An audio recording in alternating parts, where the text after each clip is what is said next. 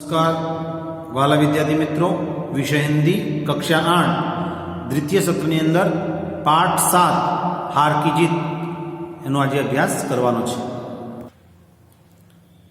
पाठ 7 हार की जीत सुदर्शन। तो इस कहानी में, प्रस्तुत कहानी में सुदर्शन का मूल नाम बद्रीनाथ शर्मा था। पंजाब के सियालकोट में हुआ था। 6वें दर्जे में थे तभी आपने प्रथम कहानी लिखी थी। प्रेमचंद की तरह उर्दू में लेखन प्रारंभ किया था, तत्पश्चात हिंदी में लिखने लगे। सुदर्शन जी ने नाटक, कहानी, उपन्यास लिखकर हिंदी साहित्य को समृद्ध किया था। तो प्रस्तुत कहानी सुदर्शन जी द्वारा लिखित एक उपदेश प्रदान कथा है जो मानव भावनाओं पर आधारित है। बाबा भारती के अनोखे घोड़े की चर्चा डाकू खड़क सिंह के कानों तक पहुंचती है। वह धोखे से घोड़ा ले जाता है, परंतु बाबा भारती की एक बात उसे घोड़ा लौटाने पर मजबूर कर देती है। उसी बात ने उस डाकू का हृदय परिवर्तन कर दिया है। इसी बात पर यहाँ प्रकाश डाला गया है। इस कहानी में विनम्रता, उदारता, पश्चाताप, दयाभाव, लोकहित की आकांक्षा आदि मूल्यों की समाविष्ट किया गया है। तो हम शुरुआत करते हैं। माँ को अपने बेटे और किसान को अपने लहलहाते खेत देखकर जो आनंद आता है, वही आनंद बाबा भारती को अपना घोड़ा देखकर आता था। भगवत भजन से जो समय बचता था वह घोड़े को अर्पण हो जाता। वह घोड़ा बहुत ही सुंदर और बलवान था। इसके जोड़ का घोड़ा सारे इलाके में न था। बाबा भारती उसे सुल्तान कहकर पुकारते, अपने हाथ से खरहरा करते, खुद दाना खिलाते और देख देख कर प्रसन्न होते। उन्होंने रुपया, माल, असबाब, जमीन आदि अपना सब कुछ छोड़ दिया था। यहाँ तक कि उन्हें नगर के जीवन से भी घृणा थी। अब गांव के बाहर एक छोटे से मंदिर में रहते और भगवान का भजन करते थे। मैं सुल्तान के बिना नहीं रह सकूंगा, उन्हें ऐसा लगने लगा था। वे उसकी चाल पर लट्टू थे। कहते ऐसे चलता जैसे मोर घटा को देखकर नाच रहा। जब तक संध्या के समय सुल्तान पर चढ़कर 8-10 मील का चक्कर न लगा लेते, उन्हें चैन न आता। खड़क सिंह उस इलाके का कुख्यात डाकू था। लोग उसका नाम सुनकर कांपते थे। होते होते सुल्तान की कीर्ति उसके कानों तक भी पहुंची। उसका हृदय उसे देखने के लिए अधीर हो उठा। वह एक दिन दोपहर के समय बाबा भारती के पास पहुंचा और नमस्कार करके बैठ गया। बाबा भारती ने पूछा, खड़क सिंह क्या हाल है? खड़क सिंह ने सिर झुकाकर उत्तर दिया, आपकी दया है। कहा, कहो इधर कैसे आ गए? सुल्तान की चाह खींच लाई। विचित्र जानवर है, देखोगे तो प्रसन्न हो जाओगे। तो यहाँ पर चित्र में बाबा भारती और खड़क सिंह दिखाई दे रहे हैं। दोनों में जो संवाद होते हैं वह दिखाई दे रहे हैं। मैंने भी बड़ी प्रशंसा सुनी है, उसकी चाल तुम्हारा मन मोह लेगी। कहते हैं देखने में भी बड़ा सुंदर है। क्या कहना, जो उसे एक बार देख लेता है उसके हृदय पर उसकी छवि अंकित हो जाती है। बहुत दिनों से अभिलाषा थी, आज उपस्थित हो सका हूं। बाबा भारती और खड़क सिंह अस्तबल में पहुंचे। बाबा ने घोड़ा दिखाया। घमंड से खड़क सिंह ने घोड़ा देखा। आश्चर्य से उसने सहस्त्र घोड़े देखे थे, परंतु ऐसा बांका घोड़ा उसकी आंखों से भी कभी न गुजरा था। सोचने लगा, भाग्य की बात है, ऐसा घोड़ा खड़गसी के पास होना चाहिए था। इस साधु को ऐसी चीजों से क्या लाभ। कुछ देर तक आश्चर्य से खड़ा रहा। इसके पश्चात उसके हृदय में हलचल होने लगी। बालकों किसी अधीरता से बोला, परंतु बाबा जी, इसकी चाल न देखी तो क्या। बाबा जी भी मनुष्य ही थे। अपनी वस्तु की प्रशंसा दूसरे के मुख से सुनने के लिए उनका हृदय अधीर हो गया। घोड़े को ऐसा घोड़ा खड़गसी के पास होना चाहिए था, ऐसे मन में उसके चल रहा था। परंतु बाबा जी भी उसकी चाल न देखी तो क्या। ऐसा कहा तो बाबा जी भी मनुष्य थे और वह घोड़े को खोलकर बाहर ले गए। घोड़ा वायु वेग में उड़ने लगा और घोड़े की चाल देखकर उसके हृदय पर सांप लौट गया। वह डाकू था और जो वस्तु उसे पसंद आ जाए उस पर वह अपना अधिकार समझने लगता है। उसके पास बाहुबल था और आदमी थे। जाते जाते उसने कहा, बाबा जी, मैं यह घोड़ा आपके पास न रहने दूंगा। बाबा भारती डर गए। अब उन्हें रात को नींद न आती। सारी रात अस्तबल की रखवाली में कटने लगी। प्रतिक्षण खड़गसी का डर लगा रहता था, परंतु कई महीने बीत गए और वह न आया। यहाँ तक कि बाबा भारती कुछ असावधान हो गए। संध्या का समय था। बाबा भारती सुल्तान की पीठ पर सवार होकर घूमने जा रहे थे। इस समय उनकी आंखों में चमक थी, मुख पर प्रसन्नता। कभी घोड़े के शरीर को देखते, कभी उसके रंग की ओर। वह मन में फूले न समाते थे।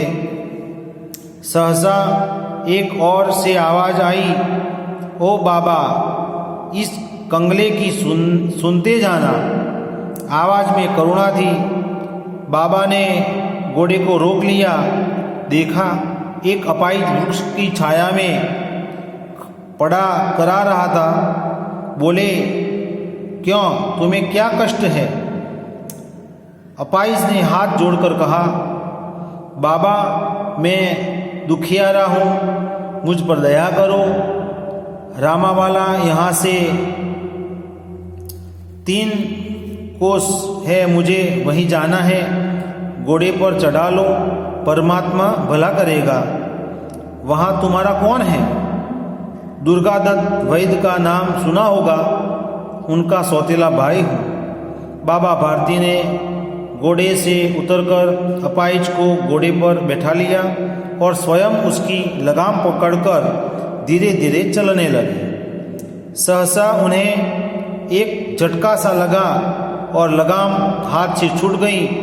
उनके आश्चर्य को ठिकाना न रहा जब उन्होंने देखा कि अपाहिज घोड़े की पीठ पर तनकर बैठा है और घोड़े को दौड़ाए लिए जा रहा है। उनके मुख से भय, विस्मय और निराशा से मिली हुई चीख निकल गई। वह अपाहिज डाकू खड़गसी था। बाबा भारती कुछ देर तक तो चुप रहे। इसके पश्चात कुछ निश्चय कर पूरे बल से चिल्लाकर बोले, जरा ठहर जाओ। खड़गसी ने आवाज सुनकर घोड़ा रोक लिया। उसकी गर्दन पर प्यार से हाथ फेरते हुए कहा, बाबा जी, ये घोड़ा अब न दूंगा। तो यहाँ पर चित्र में जो खड़गसी वो बैठ गया है, उसने बाबा जी के घोड़े को छल कपट से ले लिया है। वह अपाहिज बनकर आया था। इसके बाद मगर एक बात सुनते जाओ। खड़गसी ठहर गया। बाबा भारती ने निकट जाकर उसकी ओर ऐसी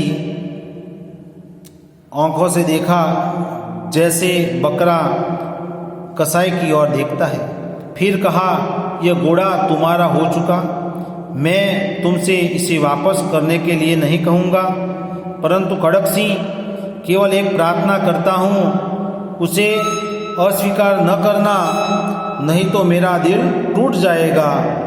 बाबा जी आज्ञा कीजिए, मैं आपका दास हूँ, केवल यह घोड़ा न दूंगा। अब घोड़े का नाम न लो, मैं तुमसे इसके विषय में कुछ न कहूँगा। मेरी प्रार्थना केवल यह है कि इस घटना को किसी के सामने प्रकट न करना। खड़क सिंह का मुंह आश्चर्य से खुल रह गया। उसका विचार था कि उसे घोड़े को लेकर यहाँ से भागना पड़ेगा, परंतु बाबा भारती ने स्वयं उससे कहा, इस घटना को किसी के सामने प्रकट न करना। इसकी क्या प्रयोजन सिद्ध हो सकता है?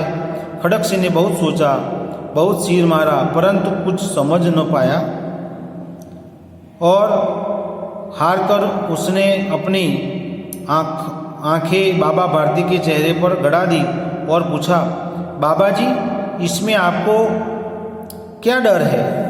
सुनकर बाबा भारती ने उत्तर दिया, लोगों को अगर इस घटना का पता लग गया तो वे किसी गरीब पर विश्वास न करेंगे।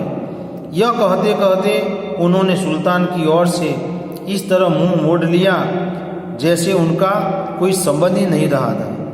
बाबा भारती चले गए, परंतु उनके शब्द खड़क सिंह के कानों में उसी प्रकार गूंज रहे थे। सोचता था, कैसे ऊंचे विचार है, पवित्र भाव है, उन्हें इस घोड़े से प्रेम था। इसे देखकर उनका मुख फूल की नाई खिल जाता था। कहते हैं, इसके बिना मैं न रह सकूँगा। इसकी रखवाली में वे कई रात सोए नहीं, भजन भक्ति न कर रखवाली करते रहे, परंतु आज उनके मुख पर दुख की रेखा तक दिखाई न पड़ती थी। उन्हें केवल यह ख्याल था कि कहीं लोग गरीबों पर विश्वास करना न छोड़ दे। ऐसा मनुष्य नहीं देवता है। रात्रि के अंधकार में खड़क सिंह बाबा भारती के मंदिर में पहुंचा। चारों ओर सन्नाटा था, आकाश में तारे टिमटिमा रहे थे। थोड़ी दूर पर गांव के कुत्ते भौंक रहे थे। मंदिर के अंदर कोई शब्द सुनाई न देता था।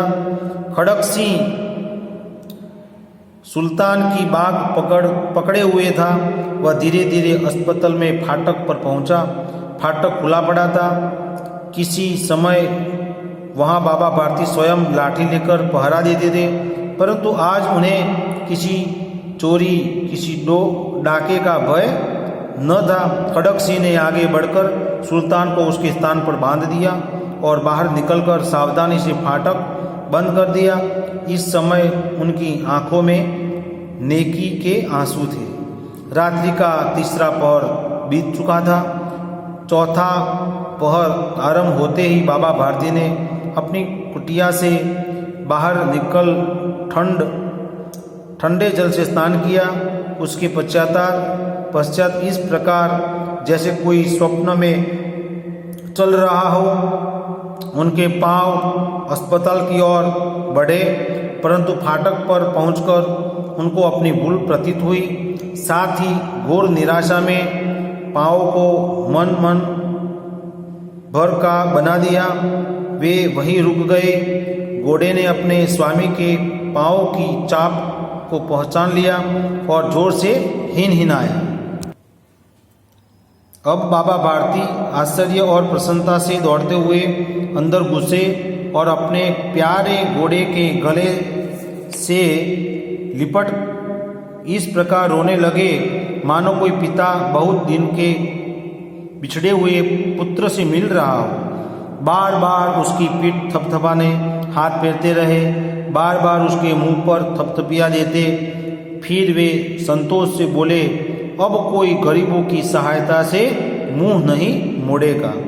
तो यहाँ पर जो शब्दार्थ है और मुहावरे हैं वह आपको एक बार लिखने हैं और उसको तैयार करने हैं। अस्तु।